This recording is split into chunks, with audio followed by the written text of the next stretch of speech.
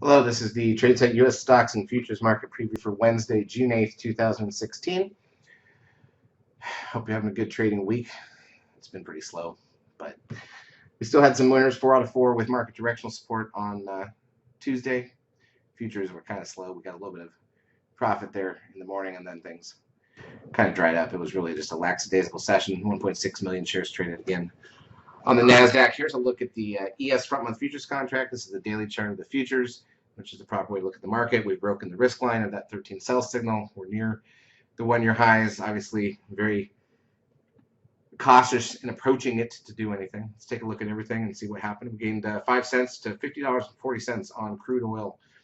It's a new high for the year. We got gold down $1.60, not a big deal. S&P actually gained 2 points for the session. So like I said, pretty flat. You'll see the intraday action was pretty boring. NDX lost 10.5 points. That's also, you can look at this daily chart, look at the last 6 days. I mean, it's just sideways. By the way, the markets were not in sync at all today. ES and the NQ is totally different.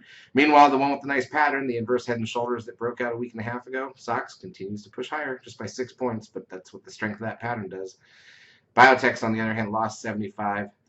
Got the VIX up 40 cents to 14.05. You got the trend closing at 1.04 with the 10-day moving average also at 1.04.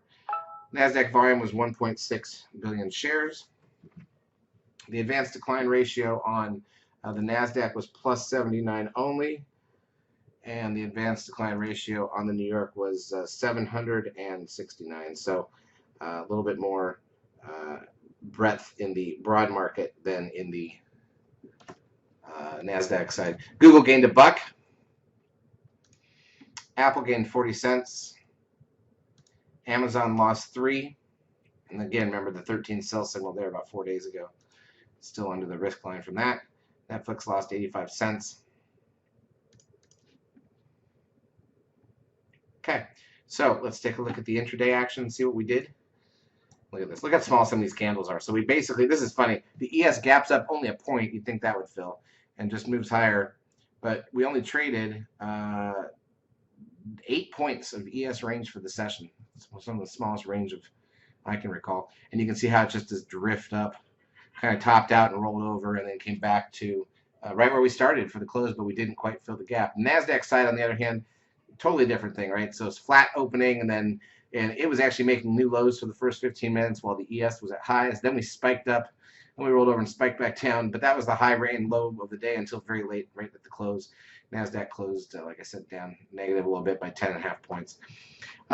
Look, in terms of economic data coming out tomorrow, Wednesday, we got the NBA mortgage index at 7 a.m., JOLTS job openings, crude oil inventories at 10:30. And not a lot of stuff left for the rest of the week either. So, I don't know what to say. I mean, hopefully we get a decent day on Wednesday, a little better than what we've seen. A little more to do maybe, because we know that Thursday we start to hit that futures quarterly contract roll, and that really slows the market down. And can it slow down more than it already is? Doesn't really feel like it.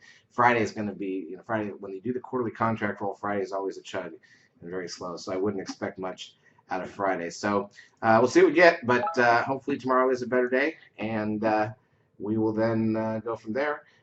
Charts, as usual, brought to you by eSignal 12. If you've not yet taken a trial of our services, feel free to do so. We will help you out for a couple of weeks. Have a great rest of your trading week, or at least trading Wednesday.